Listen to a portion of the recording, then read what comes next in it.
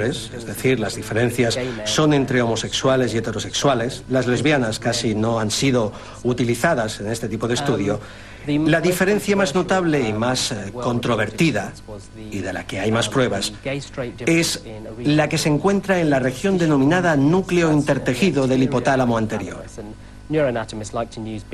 A los neuroanatomistas les gusta utilizar este tipo de palabras tan largas. Se refiere a un pequeño grupo de células que se encuentra en la parte frontal del hipotálamo.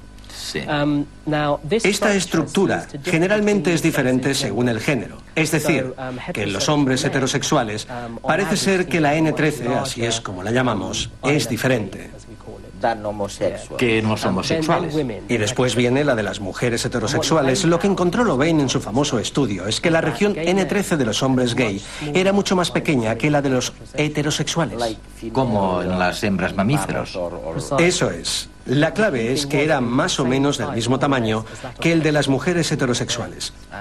Esta es la primera indicación de que una estructura neuronal quizá esté conectada con la atracción sexual hacia los hombres o las mujeres. Es decir, que si se tiene una N13 grande, se siente atracción por las mujeres y si es pequeña, por los hombres. ¿Y qué sucede con lo que llamáis SCN?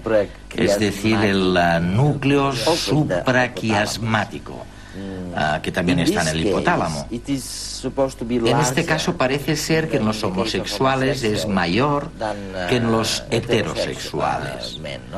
Pero ¿cuál es la diferencia con el otro experimento?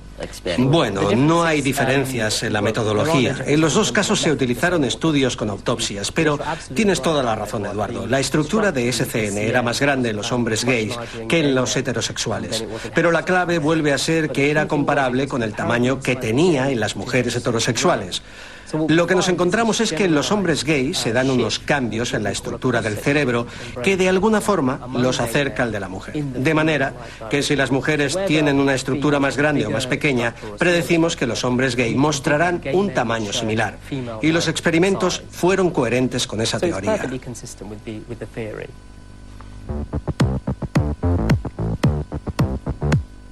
Si comparamos un grupo de hombres con un grupo de mujeres, encontramos que hay rasgos que presentan diferencias significativas. Se llaman rasgos dimórficos. Lo es, por ejemplo, la altura, porque en promedio los hombres son más altos que las mujeres.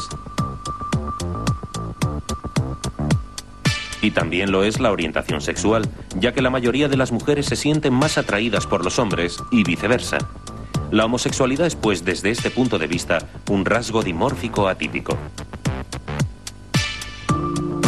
Algunas teorías consideran que la orientación sexual se incluye en un grupo de rasgos dimórficos que está influenciado por la diferenciación sexual de nuestro cerebro cuando somos fetos. Por tanto, si existe esta influencia biológica global, los homosexuales deberían presentar otros rasgos atípicos de su sexo. Y se han observado algunos, tanto anatómicos como funcionales, que parecen apoyar esta hipótesis.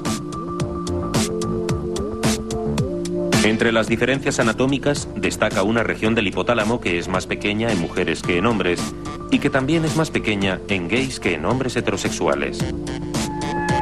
Se trata además de una región implicada en la conducta sexual masculina. En ratas, la manipulación de los niveles de testosterona durante el desarrollo fetal provoca cambios en su tamaño y una conducta sexual atípica en el estado adulto. También existen diferencias funcionales. Por ejemplo, el sistema auditivo emite sonidos con un patrón diferente en ambos sexos, y las lesbianas muestran un patrón más cercano al masculino que al femenino. Además, hay muchos más zurdos entre gays y lesbianas que entre heterosexuales. Las lesbianas presentan hasta un 91% más de probabilidades de ser zurdas que las mujeres heterosexuales. Y la lateralidad es una característica observable antes del nacimiento. Por otra parte, existe una estructura cerebral que tiene una forma diferente en hombres y mujeres, que también se ve afectada por las hormonas fetales y que es claramente atípica en los transexuales. Además, al no ser atípica en homosexuales, reafirma la disociación entre homosexualidad, que es una preferencia por el mismo sexo, y transexualidad, que se refiere a aquellas personas que no se sienten identificadas con su sexo, sino con el opuesto. Estos y otros rasgos atípicos apuntan hacia que ciertos factores biológicos, como las hormonas, desempeñan un papel en la determinación de nuestra orientación sexual. Pero todavía no son suficientemente determinantes para lograr el consenso entre la comunidad científica.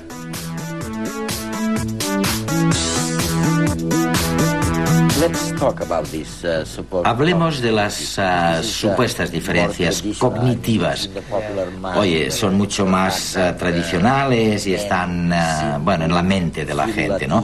El hecho de que el hombre parezca desenvolverse mejor con la manipulación del espacio, mientras que las mujeres aparentemente se desenvuelven mejor con la expresión verbal. ¿Cuál es el estado de la cuestión en vuestra investigación? La investigación se encuentra en un estadio muy interesante, porque en realidad se han puesto en tela de juicio muchos de los mitos acerca de cómo se perciben las capacidades del hombre y de la mujer. No podemos hacer ninguna generalización sobre las capacidades de hombres y mujeres. Depende de las pruebas que se utilicen.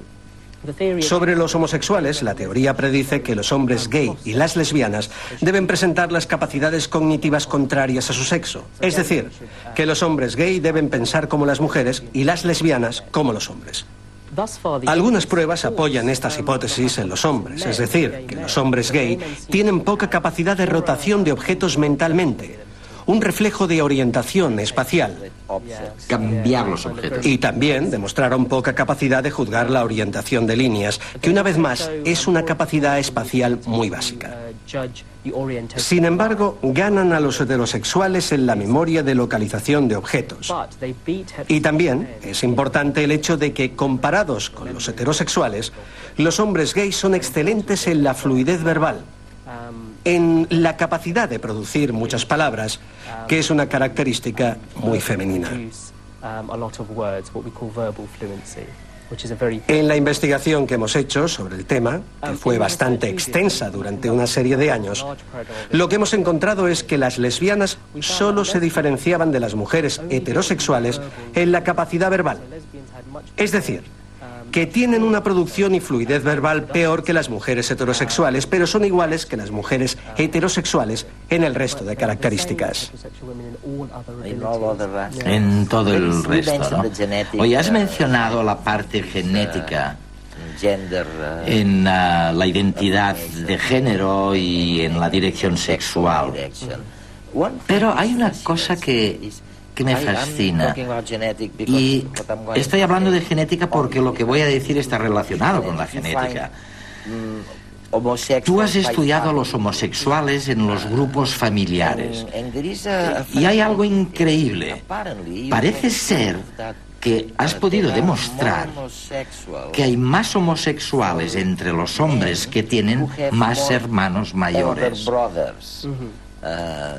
Es decir, que si se nace al final o hacia el final de una familia numerosa, se tienen más posibilidades de ser homosexual. Sí, tiene razón. Existe el efecto del hermano mayor para la orientación sexual. De manera que los hombres gay típicos tienen una gran cantidad de hermanos mayores, pero no muchas hermanas. Ha de ser específicamente hermanos mayores. La teoría que existe en la actualidad es la de la inmunidad maternal. Esto es que el sistema inmunológico de la madre reconoce una sucesión de fetos masculinos y comienza a inmunizarse contra ellos. La teoría es que los anticuerpos creados por la madre quizá tengan un impacto en el cerebro que se está desarrollando y lo fuercen a tener una inclinación femenina que produce la homosexualidad en los hombres. En la actualidad, esta es una de las teorías más revolucionarias en el campo y se está investigando para analizar las relaciones biológicas que se correlacionan con esto. Se ha establecido el efecto del hermano mayor. Ahora hay que analizarlo en profundidad.